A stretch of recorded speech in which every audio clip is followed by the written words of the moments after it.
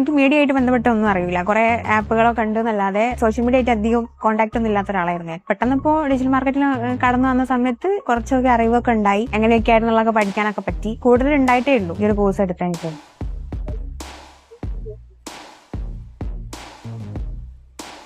ഞാൻ ഡിഗ്രി കഴിഞ്ഞ് അതിനു മുന്നേ വേറെ കോഴ്സ് കഴിഞ്ഞ ആളാണ്. പെട്ടെന്ന് ഇനി വേറൊരു കോഴ്സ് എടുത്ത് പഠിക്കണം എന്നൊക്കെ പറഞ്ഞ സമയത്ത് വീട്ടിൽ ചെറുതായിട്ടൊരു ചെറിയ പ്രശ്നം ഉണ്ടായിരുന്നു. പിന്നെ ഇപ്പം ജോലി സാധ്യതയുള്ള കൂടുതലുള്ള ഒരു കോഴ്സ് ആയതുകൊണ്ടാണ് ഡിജിറ്റൽ മാർക്കറ്റിംഗ് എടുത്തത്. ഈ ഒരു കോഴ്സ് എടുക്കുന്നതിന് മുന്നേ തന്നെ ഒരു 6 മാസം മുന്നേ ഒരു വർക്ക് ചെയ്തിട്ടുണ്ടായിരുന്നു. അപ്പോൾ കുറച്ചുകൂടി ഒരു സാലറി ഒക്കെ കൂടുതൽ കിട്ടണം എന്നൊക്കെയുള്ള രീതിയിലൊക്കെ ആയതുകൊണ്ടാണ് എക്സ്പീരിയൻസ് ഇപ്പം ഉണ്ട്.